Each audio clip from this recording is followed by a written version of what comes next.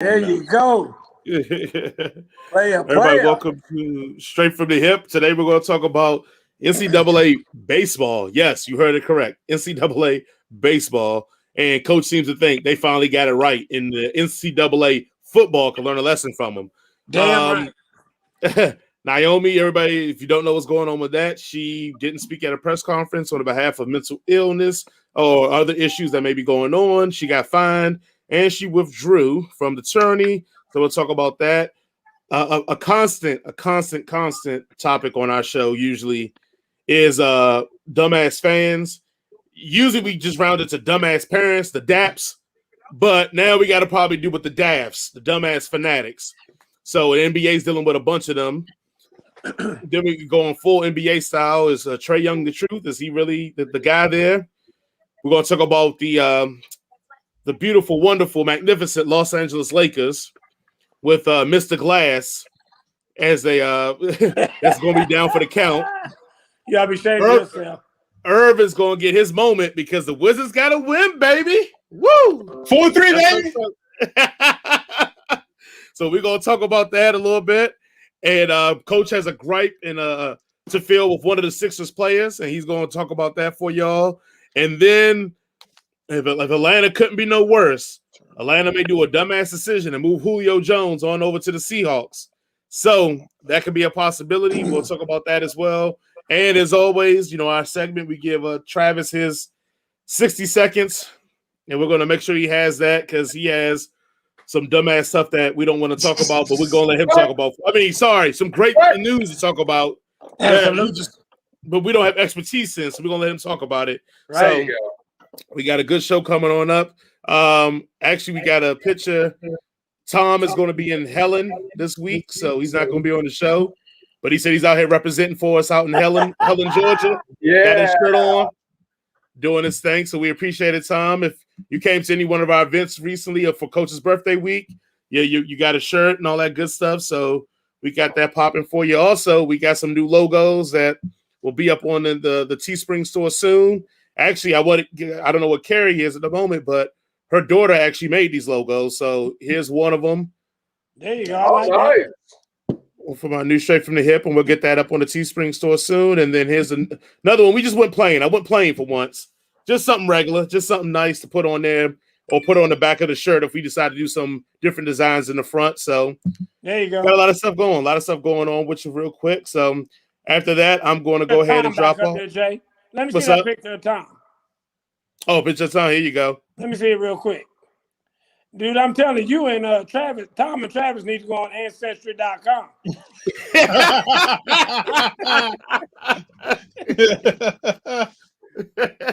Come on. Gotta be.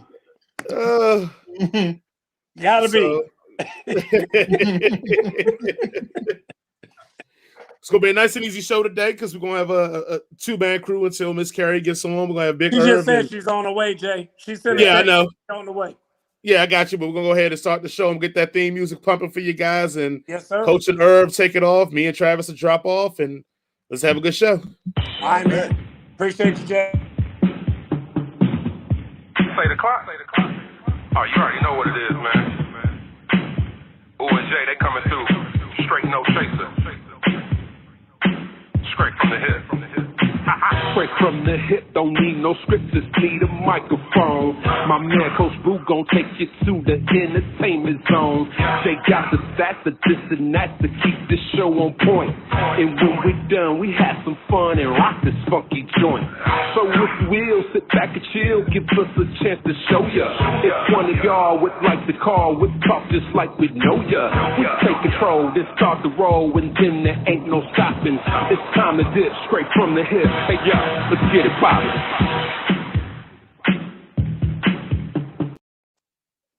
Hey, welcome to Straight from the Hip.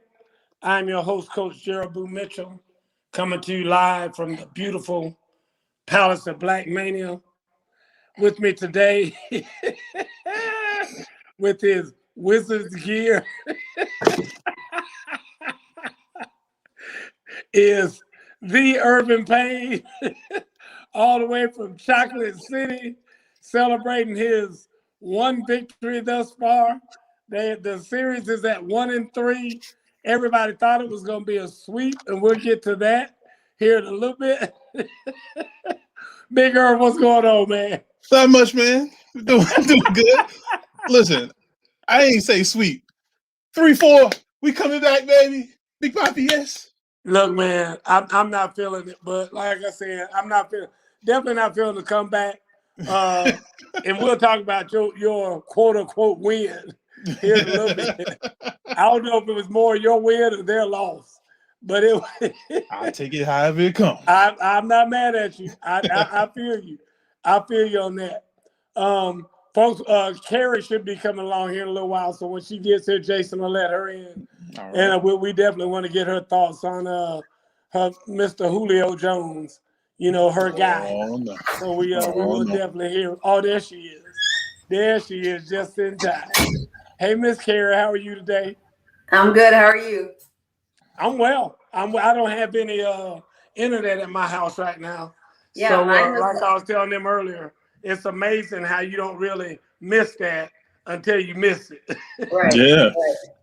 So I've been getting told all day it was going to be on in time for this, but it didn't make it. So we're going to do it by my phone and whatnot and go from there. Understood. So, but anyway, it is very good to see you. Everything okay in your world? Everything's all right. Same with me. I was having some internet issues, but I'm up. Oh, you were having some too? Yeah, there's an outage over here where I live. So I don't know what's going on with that. That's Alabama, right? Oh, you're in Alabama? No, you are. Oh, okay. I thought you said you were in Alabama. No. I say you're in Alabama because you don't cheer for any of our Georgia teams. Are you getting her? Are you hearing her, Irv, or is it just me? Yeah, I hear her. She's clear. She said. I have kind of going out and in and out. She said you're in Alabama because you don't cheer for none of the Georgia squads. Oh, she knows that. I'm right here. I'm right here down the street. I see them jokers just about every day in one aspect or another. Somebody, either a Hawk, a Falcon, or a Brave, just about every day I see at least one of them or a retired one of them or something.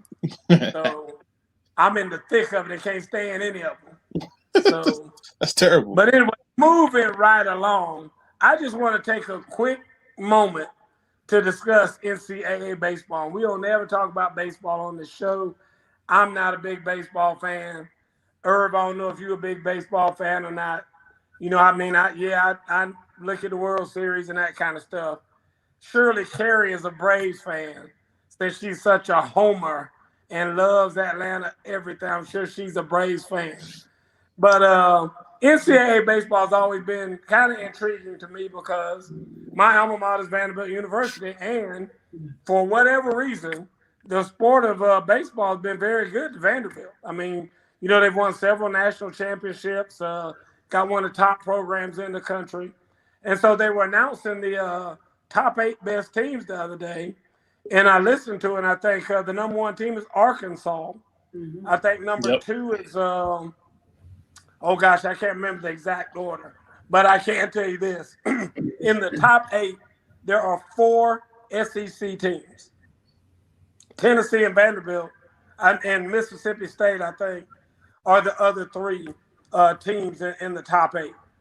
3 of the top 8 teams are Big 8 teams. Now, if this were football, people would be throwing a fit that all these SEC teams got picked in the top 4 or 5 teams. But why can't they get away with that in baseball? How come baseball is allowed to do that and football's not? I asked you first, Irv, why you think that is? Because there's idiots that run the college football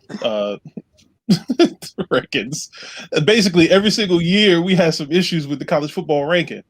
For some of the big schools, they ain't playing nobody, and then for the other big schools who hasn't played anybody, the schedule is amazing. So it's just the idiots that's up top making the decisions. That's it.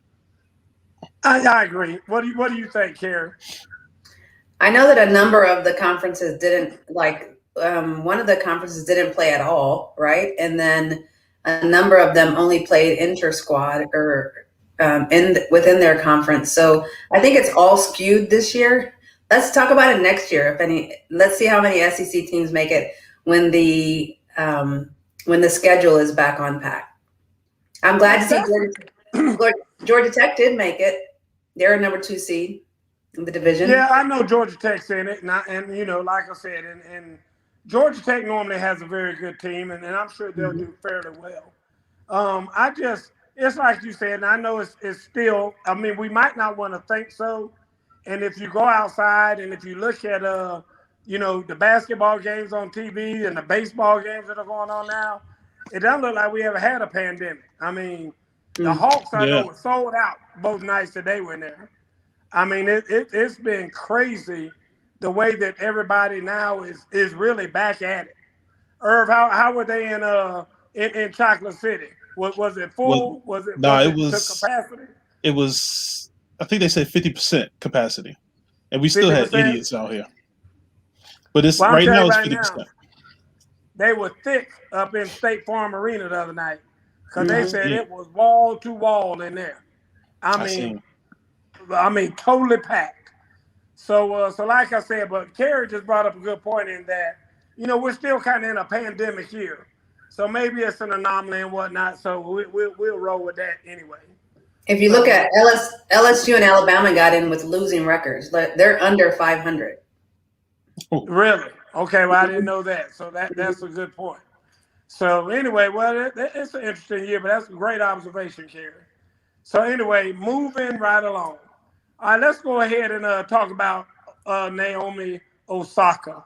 As everybody hopefully knows by now, Naomi Osaka has withdrawn from the French Open. She won her first match. She said she did not want to talk to the media, so she did not talk to media after her first match, and she was fined $15,000 for not doing so. And, you know, she had already told them, I'm not talking to the media at all, you know, this go around or whatever. And so they were threatening her with additional fines. And not only that, this is what really got me, taking points away from her. Mm-hmm. So, you know, she might have to start a set at love 30, you know, because she chose not to talk to the media. So in any event, she said, I tell you what, it's probably just best for me just to leave and just leave this up to everybody else and not deal with this. So here you see Naomi here in her first match that she had. She won fairly convincingly. I think she did in the first set was like 6-4. But then when the second set got there, I think she beat the lady pretty convincingly in the second set. I think she's the number 1 seed in the world right now. If not, I know she's up in the top 10 at least. And so, like I said, Kerry, let's go to you first and hear what you have to say about this. Yeah, I mean, I think it's not just Naomi, right? We see it being spoken by Kyrie as well, that the challenge of measuring mental health and the capacity to respond in a way that honors the person, as well as, you know, fulfills their role. And so I respect that the purse for the French Open is a bag, that she would walk away from it rather than to pull away. She said she was being a distraction and that was not her intent, but to sacrifice potentially winning that bag just to prove how strongly she felt about walking or not being able to address the media in a way that honored her, I think is a big deal. And I think that sports in general are going to have to start to look at that and look at the pressure that we put on an athlete post game, especially when they've lost, to make them stand in front of people and stay, you know, stone faced. You know, the Japanese have a different culture and they're super strict, and she feels this need to feel composed and to represent her country when maybe she feels differently internally. So I respect it, and I think that sports in general has something to say. We'll need to be revisiting. I got you. Before I go to Irv and hear what Irv has to say, just let me say that when you likened or drew a similarity between Naomi Osaka and Kyrie Irving. I'm sure Jason Oh, probably turned a backflip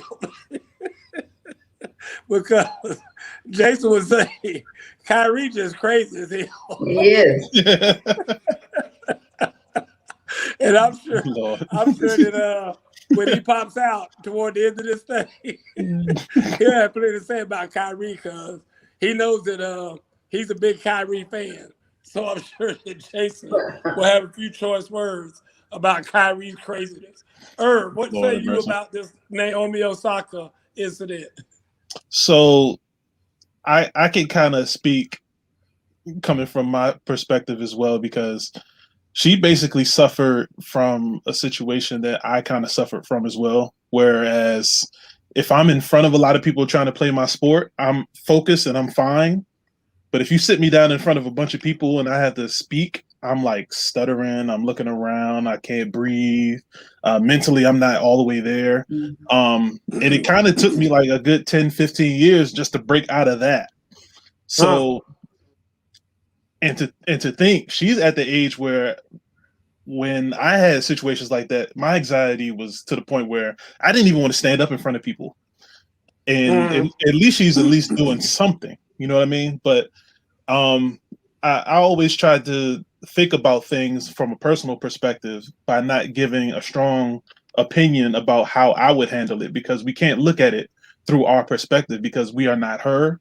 We don't know what exactly she's going through. And then from day one, when she got her first win, and I think she beat Serena, and she was just in the middle of the center court and she was talking, and she kind of like was just staring and looking around like, I don't know what to say. Like, you can kind of tell from day one that she had that in her mental.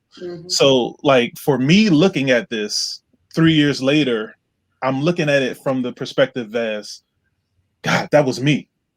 And for her to just get 5 words off is way more than what I could have did.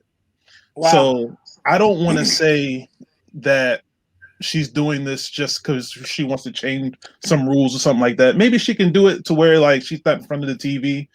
They might want to talk to her like in the hallway going towards the room, because maybe sitting down in front of a bunch of media people is not a good fit for her. But talking one-to-one to somebody on the side might be okay. You know, maybe change that aspect of it. Well, one of the big questions that has come up from this is, you know, should it be mandatory for athletes to have to talk to the media?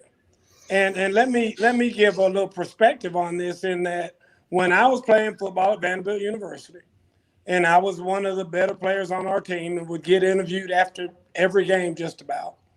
One time, Eric Jones came up to me and said, "Hey, you know, this certain reporter who is a very well-known reporter now, I'll go ahead and say it was Paul Feinbaum." And he said, listen, Feinbaum has been killing me in the media. You know, I mean, he's been talking about me like a dog, so I'm not going to give him anything but no comment, and you do the same thing. Well, EJ was my boy. I mean, that's my quarterback. You know, like T.O. said, hey, that's my quarterback. Well, since he was my quarterback, I said, I'm going to support him. So when they came over, I said, listen, no comment. I don't want to talk, you know, et cetera, et cetera, et cetera. Turned my back and, you know, getting dressed or whatever. Well, our SID, Sports Information Director, came over and said, Boo, you have to talk to the media. And I said, well, I don't want to talk to him. I've already talked to some, but I don't want to talk to him. I'm done. Probably about 3 minutes later, my head coach came over and said, listen, you will talk to the media. You and Eric both. He is the media, and you will talk to him. And so we were basically forced to talk to him. So that being said, what do you guys think about that? Do you think that it should be mandatory that they have to talk to the media after events or before events? So I think when you come to a singular sport like tennis or golf or anything like that, you kind of are obligated to do so. But that's why I was saying, like, maybe just that setting for her, she's not comfortable with doing. Maybe you can do something, you know, to the side. Maybe she might feel a little bit more comfortable. Like, you have to work with certain people, but like you kind of have to in order to progress your sport. Okay. Ms. Carey, what say you? Yeah, I mean, I agree. that they are probably beholden to the fans that pay the ticket money, right? That get them paid ultimately. But I do think that we have to revisit how that happens, because Irv did mention Osaka's first interviews, and initially the media was saying she was cold and she was disconnected and she wasn't quite that in, and tried to become something different. You can see in her gradually she tried to become a little bit more jokey. She uses a lot of humor in her interviews, just to kind of take away from the energy in probably the anxiety that she's feeling. So, I mean, you're damned if you do and you're damned if you don't. So I do think they should consider what that interview process, especially in a loss. Okay. What if she showed up like another guy we know in the NFL, showed up and just said, "Hey, I'm just showing up so I don't get fined," and that was her only answer? Would everybody be okay with that? Irv, would you be okay with that? Yeah. Me, well, that particular situation was completely different, but I don't think that would fly. That wouldn't fly. Like tennis, they might not fine her like 15 grand like they did, but they might take something out of her pocket. But we all know about that situation with Marshall. Would that suit you? Would that help you in this instance? Would you be okay with her doing that? I would be okay with it, but the tennis world would not from a woman. Consider all the stuff that they accepted from John McEnroe in his day. And then as soon as Serena gets upset, then it's completely, whoa, wait a minute, be a lady.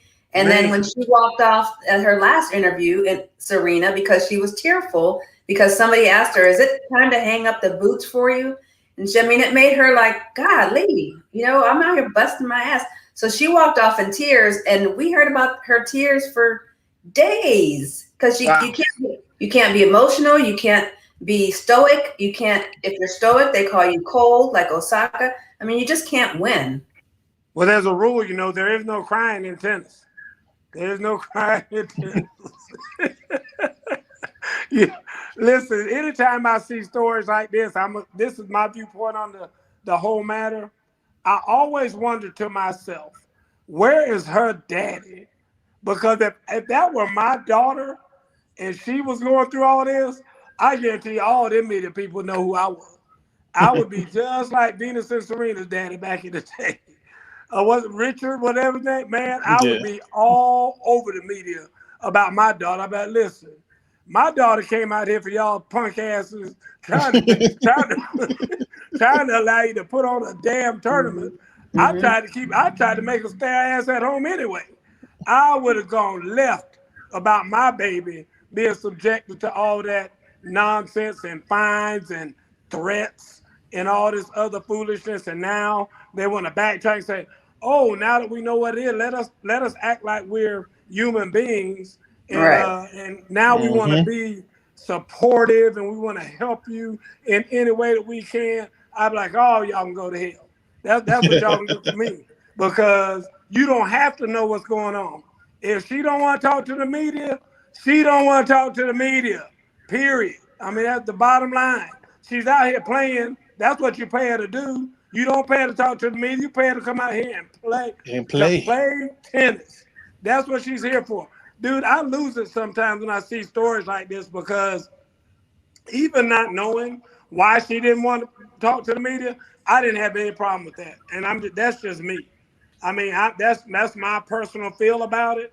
I feel like these athletes go through it. I mean, if you're a professional athlete, and I know why sometimes guys don't want to sign autographs. Dude, you don't ever have a private moment. You're in Kmart trying to buy your son his first baseball glove or his first bicycle or whatever.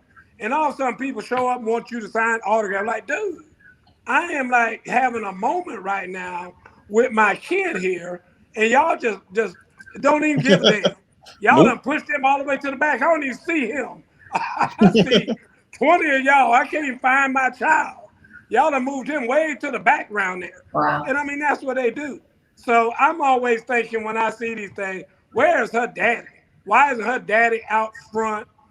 Give me the Serena and Venus daddy from back in the day, and protect your daughter and get out there amongst all them sharks and deal with that. So anyway, that's the end of that.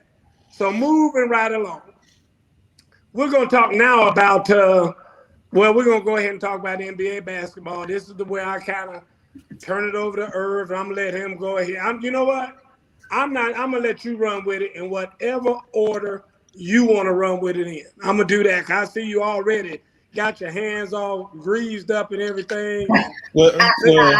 Looking like you had lotion on them since about 7 o'clock this morning. Oh, just right here. That's good right here, right there. There you go. Gotta make sure these are greased at all times. Talk to us about NBA basketball. Listen, before we start talking about what's going on in the playoffs, we have to talk about what's really going on in the playoffs with all these stupid fans. Come on. With everything that's going on right now, I'm trying to remember which was the first incident, but with Trae Young in New York, the popcorn on Westbrook in Philly, the bottle throwing to Kyrie Irving in Boston. I want to say it was another situation, and then just yesterday in Washington, the guy just runs on the court and touches the backboard and then gets tackled. Yeah. Like right now, we at a point where we're finally getting a chance to be able to see the sport that we love, and these idiots are coming through and making it worse. And like how I was talking to one of my boys earlier, you can go to a game, 99% of the people will enjoy the game, but it's always that 1% of an idiot that will mess it up for the 99%. So let's see. So starting with Carrie, how do you feel about all this craziness that's going on right now? Yeah, I really would take them from their seats in cuffs each time, because until there's a constant and assured punishment, it's going to continue. Right now, it's copycat, and they're going to keep doing it because they're getting them on the screen. Did you see dude in Boston when the security guard went to reach for his phone, like he snatched it back? I'm like, yo, if this dude was black, where would we be? And that's crazy. And that's another thing. Like we see all the people that's doing it. Yep. It ain't no minorities. Yep. Let me say this, Earl. Go ahead, Coach. First of all, I'm not gonna go with the whole black-white thing, because at the end of the day, they say it's a lot of white guys doing it to a lot of black guys. How many white guys in the NBA? I mean, but like 5 white guys in the whole NBA anyway. So it's going. I mean, the chances of that it's going to be a black guy that's going to do it too. I'll give you that. And the people who are doing it are sitting in seats that are so close to the action that I mean, those are the seats that the white guys sit in. They cost a lot of money, all that other kind of stuff. So I understand that. But I've been saying for a long time I was going to be the new NFL commissioner. They're calling me now, telling me they want me to be new NBA commissioner, because they say that somebody got to do something about this. And guys, the solution to this is very simple. You install snipers in the building. That's all you got to do. Just allow snipers to be in the building. Tell them to shoot to kill. Anytime somebody does something stupid like that, I'm just going to have to just instruct the sniper. Just go ahead and take his ass out. See how many copycats you have after you do that one time. Or just go ahead and let somebody give his ass a public beatdown right there on TV. Let them take out all them stun guns and mace and all that other stuff. Get him one of them big old head flashlights I used to have when I worked security at Starwood Amphitheater up in Nashville, Tennessee. We used to beat them drunk jokers down. And I mean, absolutely no nothing done to us whatsoever. Nope. That joker woke up next day, had 8 lumps on his head, and nobody said a damn thing to us. When you do that one time to somebody, watch and see how this old copycat thing stops and all that. Right now, you talking about some very wealthy people run out there on the court, touching the backboard, get arrested. They're like, I don't give a damn. Hell, I'm going to win $250,000 because that's how much I bet everybody at work that I was going to do it, and they said I wasn't going to do it. So I mean, the money is nothing for them to go to court and this and that. They don't care about that. It's not about that. That's why you just have to get the snipers up there and go ahead and shoot these jokers down. That's it. And then the crazy thing is, why does it seem like it's Russell Westbrook that's always in the middle of some fan interaction? It does. And then I know Jason's probably going to pull it. He probably just got a full video of Russell Westbrook talking to the fans right now. But I think he had 2 other incidents in Philadelphia when a guy put the double love fingers up for him. Yeah. And there was another situation. I think he was going to the locker room with an injury and somebody else jumped at him. So listen. He's been in quite a few of them, I can tell you that. Listen. I think he should have a Meta World Peace shirt underneath his Westbrook jersey. So the next time he just pulls it off and runs up in the fans. Listen, he could have the Meta World Peace. Bradley Beal could have the Steven Jackson. Right. And we can find somebody else that had the Jermaine O'Neal. So we'll figure something out with that in DC, but we'll handle that internally. We got our first win, so I ain't worried about that. But no, just closing it out, man. You know, the fans need to just get to a point where we're just enjoying what we're able to have from now on and stop doing all this madness. You know, professional sports is one of the greatest things that we got going right now. We just got to stop being idiots and just enjoy what we got. So well, here's the sad part of it. Right now, you get so close to the athletes. I mean, if you've ever been to a game and sat on the floor or even close to sitting on the floor, dude, it is crazy how you are like right there. I mean, you can reach out literally and touch those guys. A lot of times you see them fall into the galleries there, you know, where people are sitting and whatnot. I mean, you are part of – that's a great shot right there, Jason. I mean, you are right there with where the players are. And now, why would you threaten having it where they push you back farther or put a cage, you know, between you and the athletes to make sure that you can't do something stupid like that? And you can't have access to coming out on the floor and running up and touching the damn backboard or doing something stupid. Why would you do that? Why would you take away something so gracious and so great like we have now where you are that close to being there? I mean, a lot of times, you know, the fans will interact with the players during the game. I mean, good or bad, they interact with them just about on every play. And now you're going to get it taken away by being a jackass. And it's funny because you look at the security guards, it seems like they are like a half second late. But I remember going to a game and a friend of mine played for the Knicks at the time. He walked over to me to give me some love, and the security guard was there like in a heartbeat. Like, so listen, I got a different beef with the security that's in there. They're able to see everything but not see enough. So we're gonna move on. Next, we're gonna start talking about the comeback kids. Oh yeah, let's talk about it. Those Washington Wizards. Let me say this though. Woo! Yeah, let's go Wizards. Comeback kids. Oh, you talking about the Wizards? It's gonna happen. Don't change my mind. It's gonna happen. I thought you were talking about New York. All right, next subject, because y'all ain't treating me right. So let's talk about Trae Young and his outstanding playoff performance so far. Going back to New York when he finally told all the New York fans that I don't hear you saying F you. Yeah. What's going on? All that smack y'all was talking. We taking it back to the A, and my man's been playing some good basketball. So the real question is Trae Young for real? And we're gonna go to the residential Atlanta fan. Come on now. That ain't you. Oh no, I want to hear it from you. I'm gonna hear this. Yes. Trae Young is for real. Absolutely. I mean, as excited as I am about this. Oh my God.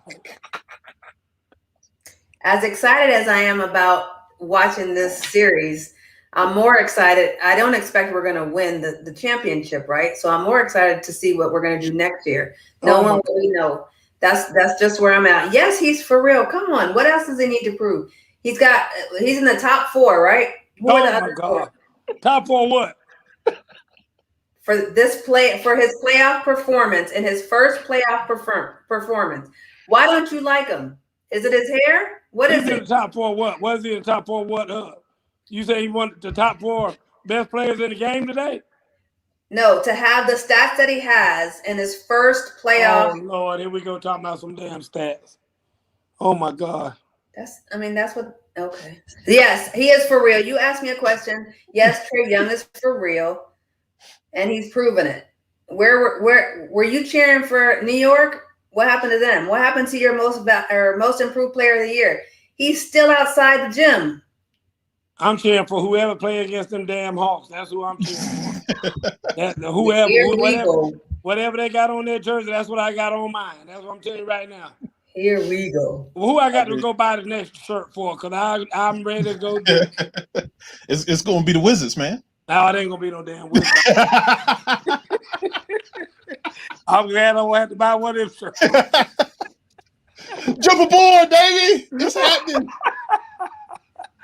Listen, come on. I will say this. Trae Young is better than I thought he was going to be, because I really thought when the Atlanta Hawks picked him, I wasn't keen on him being their first round pick, and I didn't think that he was gonna be even what he is now. And I think you are seeing right now the best of him. I think he is peaking right now. I think from here, the rest of his career will probably be downhill from this moment. I think he is really living out his best days right now. And just like I said about Julio years ago, they need to go ahead and trade his ass after this season. And, and get you some draft picks and move on, because he's peaking right now. You're not going to trade no 22-year-old point. Come on. Exactly. He peaking, I'm telling you right now, he's at the peak.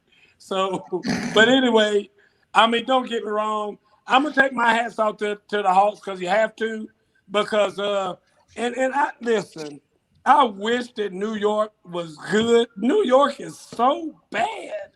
I don't know. I don't know how they even got the record that they got to be. I mean, is that an indictment on the East? Did New York? What is New York ranked in this thing? Aren't they like the number 2 or? They're the number 4 seed. 4. Oh, Atlanta's they're 4. 5. That's right. Therefore, I think Atlanta's 5 or whatever. Yeah. So, but I mean, it's just they are so bad. It is just hard to watch. I mean, I mean that kid from Duke is terrible. R.J. Barrett is awful. I mean, dude, this is one reason why I don't watch the NBA. Because, like I said, they let these kids come out of college too fast, and they're not ready for the NBA, and that, some of them never will be. Like we've been talking about your boy Kwame Brown for a couple weeks now. I mean, shame on the NBA. They need to change their stuff and get something else. But to Miss Carey, I'm gonna tip my hat to you. Tip my hat. I'm not gonna say he's for real. I'm gonna say he's for real right now. Because when you for real, you like that's the real deal. I don't think he's the real deal, but I'm gonna say he's for real right now. Oh Lord. Okay, so for me, I'm gonna say Trae Young has the perfect situation right now. Is he for real? I wanted to give him next year to start getting to where he is right now. Personally, I think he got the best coach that he could get, Nate McMillan. I hated the previous coach that they had, because it was just, let's go up the court and throw up something. If it goes in, we winning. That's not how you play the game of basketball. Nate McMillan finally got those guys playing defense. They look like a complete team right now. Honestly, I think they're one good, solid piece away from actually doing some serious damage. But until Brooklyn and all those guys get away from the East, they still not going to win nothing. So honestly, I do like Trae Young. I've always liked this game, and I do like the fact that it's a point guard, a former NBA point guard, that is his head coach right now, giving him some proper structure for the NBA right now. But I always said it would be next year, not this year. So yeah, so we're ahead of schedule in my opinion. Okay. All right. So last but not least, we're gonna go to Mr. Glass over there in Los Angeles, aka Anthony Davis. So with everything going on in La La Land right at the moment, do you think LeBron is going to get his first round elimination of his career this year? What you feel about that, Coach? Listen, you know, if it did happen, I wouldn't drop a tear about it. You know me.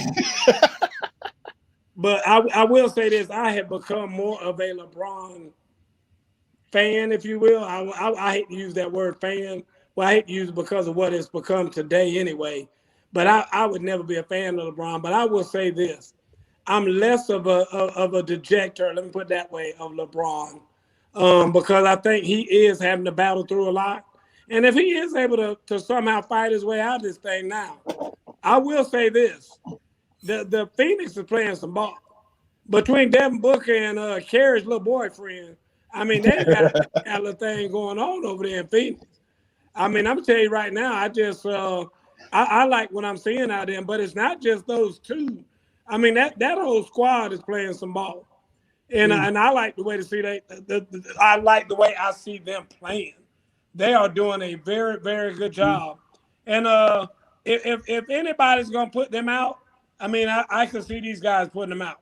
So it's gonna be interesting, and it could very well be that the Lakers are gonna be out in the first round. Oh yeah. All right. So Kerry, what you think? He kind of gave you a leeway with your boy. Yeah. You know, I think they're going out. I thought they were going out before AD was hurt, but because I feel like, well, if Chris Paul wouldn't have had his playoff issues, they might have already, I think, won the series. But as it is, I think the Lakers go home and the Suns advance. Ooh. Oh yeah. Man, that brings up a whole new can of worms there. What's that say to the LeBron legacy? Oh Lord. See, this whole legacy talk, this is a whole never it's garbage, basically. So like so basically I was the lone wolf who said Phoenix would beat LA in the first round. Not to you guys, but you know, in the Facebook group that I started up. I just thought the matchup just wasn't there for the Lakers. I thought Anthony Drummond was a bad pickup. They really should have pushed for LaMarcus Aldridge, who just so happened didn't even complete the season with the Nets. But I don't. Well, he retired, didn't he? Didn't Aldridge retire? Yeah, he forcefully retired for a heart situation. So until the funny thing is, until the Lakers figure out that Marc Gasol is the best big man that they have on the squad, they're not going anywhere. And I think just the simple fact that with DeAndre Ayton, who's shooting 80% from the field, which is just something outrageous for any player to do, even a big man who does nothing but dunk. The Lakers have no presence on the interior, especially with Anthony Davis out. So it just looks pretty bad for the Lakers right now going forward. So, I mean, just in general, I don't feel sorry for the Lakers right now because deep down, I think they had a bunch of guys that they got rid of for Anthony Davis that I felt would have been great at this point in time in their career, and it's shown because a lot of them are currently all-stars.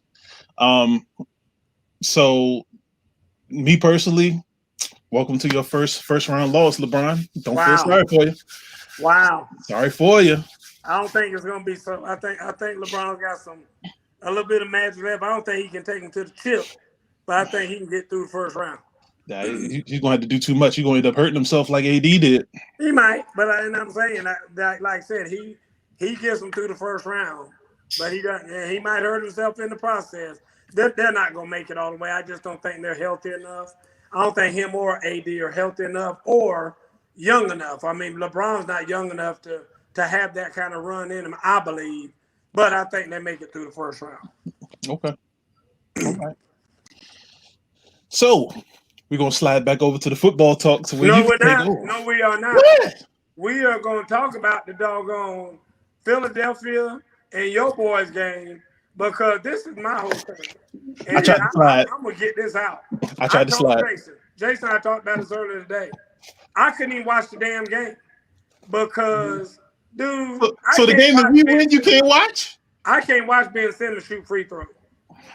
I mean, I almost cried for him Watch it, dude. It was so embarrassing. I mean, they putting like scrubs on the floor to go right by Ben Simmons. That as soon as they lose the ball, they grab Ben Simmons and foul him. So the Ben Simmons will have to be the one to shoot free throws. And I mean, I'm sitting there like I wanted to crawl under my coffee table on Ben Simmons' behalf. I was so embarrassed for him. And then he gets up there and just clankety clank. I mean, it is just bad. I mean, I think when I was watching, he shot like 1 for 9. I'm like, dude, I can do that. I can do better than that with my eyes closed. I mean, who is a pro that can't hit damn 6 out of 9 damn free throws? That is terrible. Especially a guard. A guard, a starting, a damn all-star. Listen, for him to be in the league this long and still shooting under 50% from the free throw line, dude, that's disgusting. Is an embarrassment to the guys who are his shooting coach, the guys who are the assistant coaches, and the guys that know at this point in time in his career that he would be targeted. Dude, I would be embarrassed if I was his AAU or Pop Warner coach. I mean, that is ridiculous. I mean, they're like, damn, why didn't y'all get this fixed when he was a damn 6th grader? I mean, that is ridiculous. And then the crazy thing is, when you look at his form, every time he shoots it and makes it, the form is correct. It's straight on. But this guy, he'll start shooting. His arm is this way a little bit. He needs to, when people say they need to be in the gym when the season's over with to start working on some stuff, he needs to be shooting 2,000 free throws every time and can't leave until he makes 2,000. Amen. And it's ridiculous. If he doesn't come back next year shooting 65%, we're going to have a problem. Dude, he better be shooting over 50. I mean, that's ridiculous. I mean, it was just embarrassing to me how they were running and you could see him taking that slow walk up to that foul line. He had no confidence at all. I mean, he just walked up there like, y'all know I can't shoot free throws. I mean, y'all got this down? That was his walk up there. You could just see him saying to himself, y'all know good and damn well I can't shoot free throws, and I'm not going to sit up here and sweat it. You know, I can do anything else. Y'all do anything else. Dunk contest, skills contest, I'll kill everybody in here. This damn free throw stuff, this is stupid. That just looked like his attitude. Yeah, look at it. 24 free throw attempts in the fourth. God. That is terrible. That is sad. In a quarter. I bet he made 3 of them. I don't know if he made that many. But this is insane. Yeah, I tried to slide past this topic because I knew where it was going to go. But honestly, with this Joel Embiid injury, I think we might get one more win out of this, but it's over. I'm showing my excitement just because it's the home team. This is my thing, Irv. Y'all are bad. I mean, even y'all best 2 players. I'm not a Bradley Beal. I don't see it.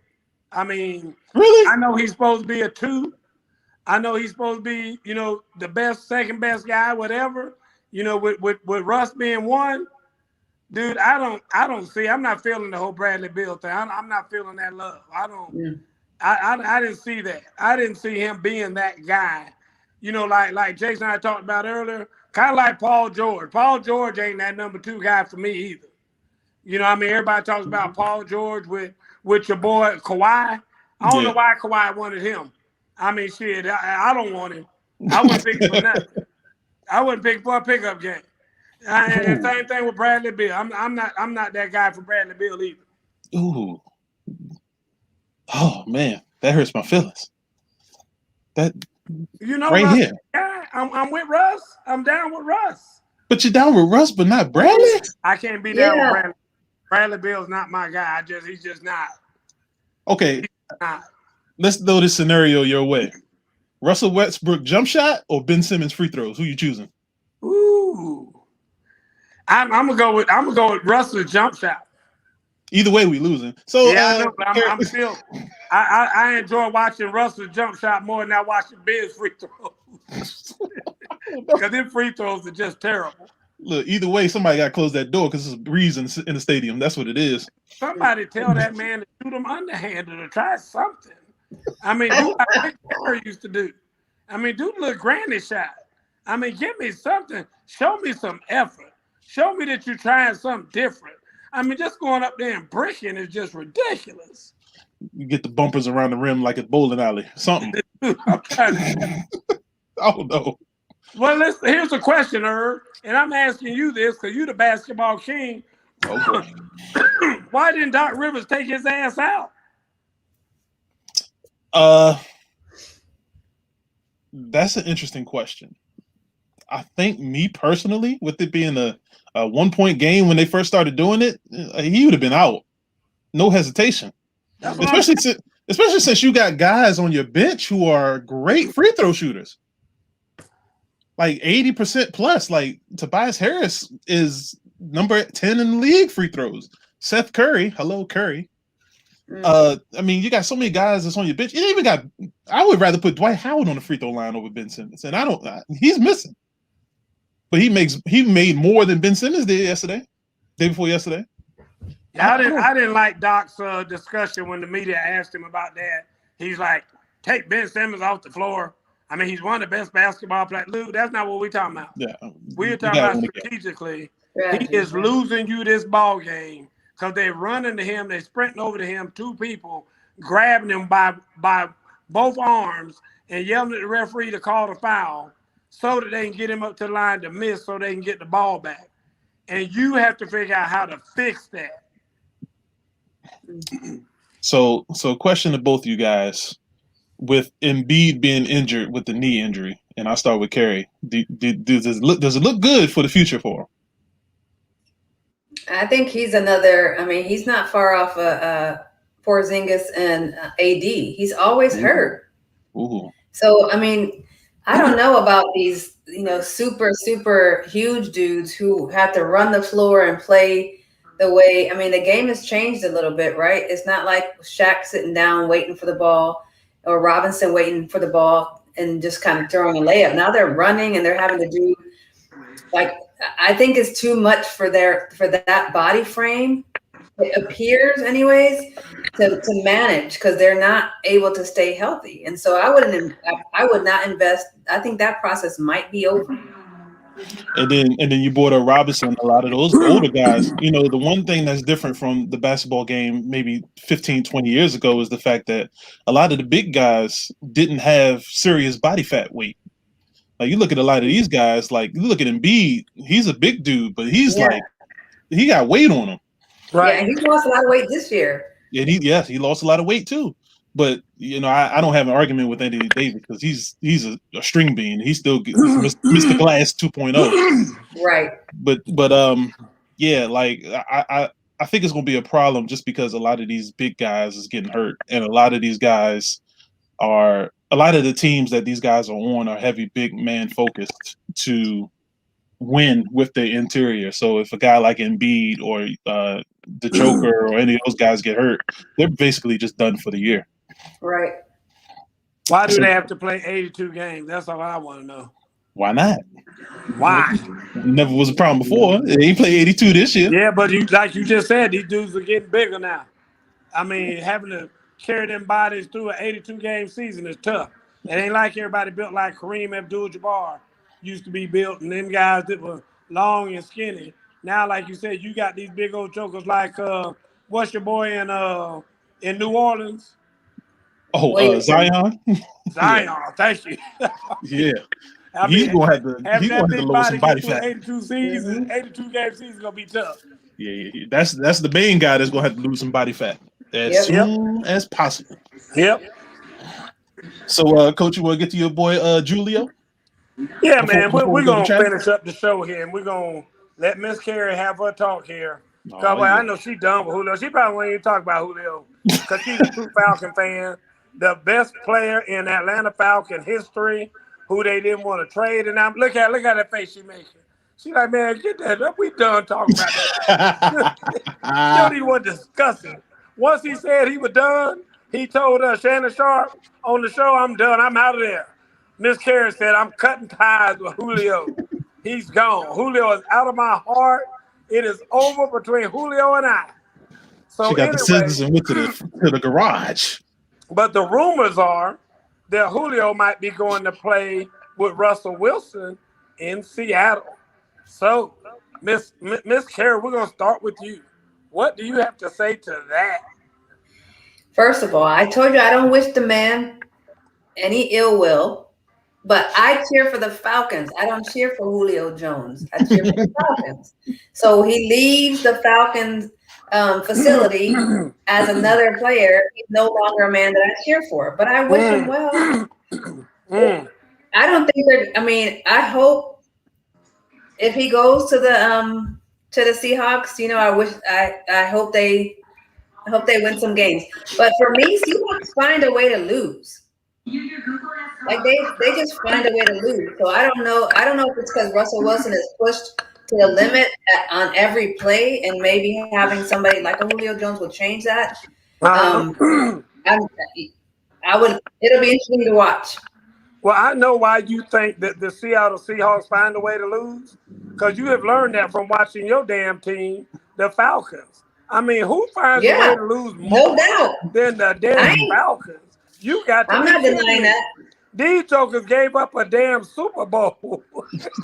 They were winning by 28 points. They lost the damn Super Bowl. And you talking about finding a way to lose? Yeah, we weren't talking about my Falcons. We were talking about the Seattle Seahawks. But I guess this is your team. So maybe we will hear some positivity coming out of your mouth. You tell me about it.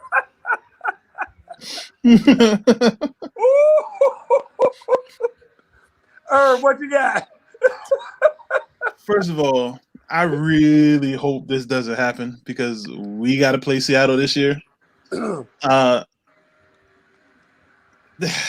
might as well give up the NFC West if they pick up Julio. As much as you guys hate him, I disagree. Come on, DK, you got DK, Lockett, and then Julio. That's going to be a problem. Just like they said, they already got enough weapons out there at receiver. Having another one ain't gonna be that big of a deal. I mean, it's not. And they got more. They got much bigger needs. They need some damn offensive linemen. Cause that's the biggest problem right now is Russ running around back there like crazy trying to find time to even throw the ball to anybody. So, like I said, that I don't think that's gonna be a big. Even if it were to happen, which I don't think it's gonna happen, to be honest with you, I would think that he would go somewhere different. I'd be surprised if Julio wanted to go there. Because it's just they got enough weapons already. And it's gonna be like it would be if he was in Atlanta. Julio's production was about to go way down. Because you know they're gonna be throwing the ball to pitch now, and then they still got 18. I never can remember his name. What from Ridley. Yeah, I mean they got too many weapons to go to. They'll be trying to get that ball to Julio, a declining Julio Jones. He might end up in Tennessee. And that might be good. You know, him and Derrick Henry, that would be interesting. You know, seeing that happen. And I mean, they're both Alabama guys. And so that I tell you what, that would probably be the best pick for me to see that, because they could use a receiver. They could use a receiver in Tennessee. I could see that. They already got AJ Brown, who was a Pro Bowler last year. Yeah, but that's one dude. I mean, they got. I'm saying that they got 3 dudes in Seattle already. They're going to have 3 dudes in Atlanta now without Julio. Julio would have been like number 4.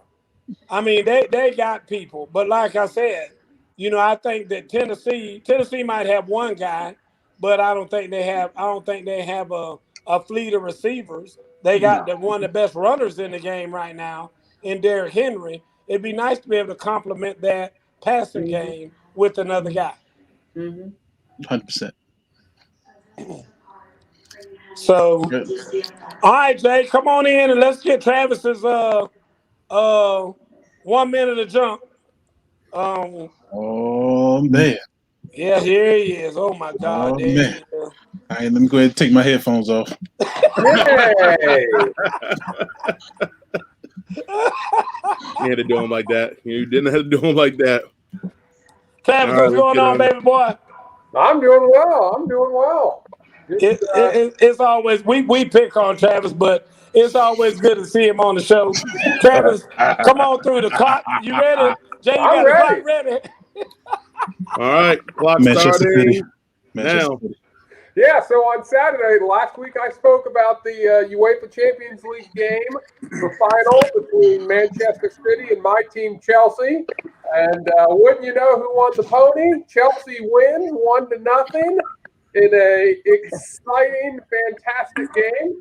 Chelsea scores in the 42nd minute from Kai Havik. So it was an exciting game. Interesting fact that did happen. Christian Pulisic, an American, did see the field. So first ever American to play in the Champions League final. So that's pretty cool. So now, but yeah, Chelsea, my team, my dog is named after them. Most people know, wins the Champions League, which is the mega trophy in soccer for league cups. So now what we got coming up is the Euros, CONCACAF Gold Cup, all coming up this summer. So make sure to tune in and watch. Ooh. You did it. Travis, did you say your dog is named after that team? Yeah. Oh my God. Bless your I said heart. that last week. Bless your heart. That's all I can say. Just bless your heart. Wow. Come on. Man, tell us how you really feel, Mr. Hood. Wow. What did Mr. Hood say? Mr. Hood said, I'd rather watch a dog taking a shit than watch soccer.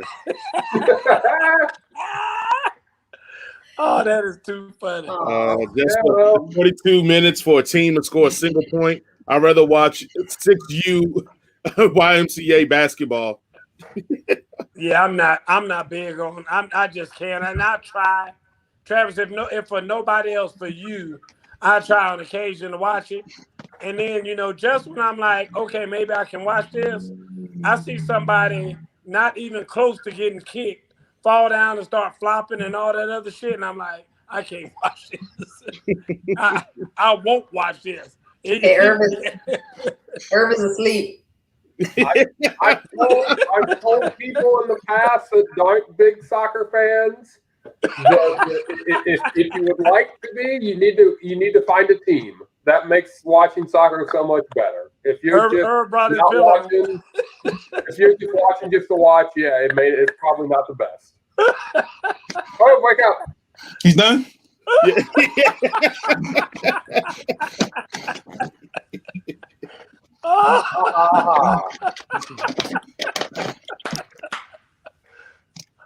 All right, Travis. My bad, Travis. Yeah, thanks, Dad. Soccer is the most popular sport in the world. It is. And the game was the most watched sporting event in the world this past weekend. Was it really? Yes. Wow. You know, I always feel like that is always the worst comeback that everybody uses in soccer. Like, everybody does say that. Like, no other country has all the sports we have. And they're like, well, soccer is the most popular. Yeah, because they have like 2 sports in these impoverished countries, and all they do is play soccer. Like, what are you talking about? Like, all you need is a ball to play soccer. Yeah, oh, it's the most popular sport. Yeah, because that's all they got. You need the same amount of equipment to play soccer as you do basketball. Well, I agree. That once again, I'm just saying, like, y'all be acting like all the sports are all around the world, and they're just choosing soccer is important. No, they ain't got nothing to shit. But a ball is shooting through 4 sticks. They got a soccer game. Yeah, over in that third world country, you don't even need shoes. You need a ball. I'm not gonna bash it. I'm not gonna bash it. I watch soccer. Yeah. I'm more upset that they beat my favorite team. Yeah, exactly. You're just pissed off that Man City lost. Yeah, and that's why I didn't want to listen to nothing you just had to say. I know. Folks, it is 9:01. It is time for us to get out of here. I want to thank everybody, Mr. Irv from Chocolate City, Miss Carrie, the Atlanta Flame. We got to come up with you a name, Miss Carrie. You are just Miss Atlanta. Lord have mercy. Travis with the 1 minute jump. And of course, Big J holding it all down for everybody, doing what he does behind the scenes. Jay, we love you. We appreciate you. And we'll see y'all next week. Thank everybody, guys. I had no chat. I couldn't see who's here. I couldn't see who was saying what, so y'all forgive me. But I will say this, my damn internet just came back on. That's why I had to get up and go turn the TVs off, because I had all my dang TVs on, and they were blasting when it came back on a few minutes ago. So anyway, we appreciate all y'all for being here again tonight. Let's get out of here. Good night, Miss Francis. Straight from the Go hip. Suns. Go Suns. Oh, my God. And see you all next week. All right, guys. Appreciate it, Jay.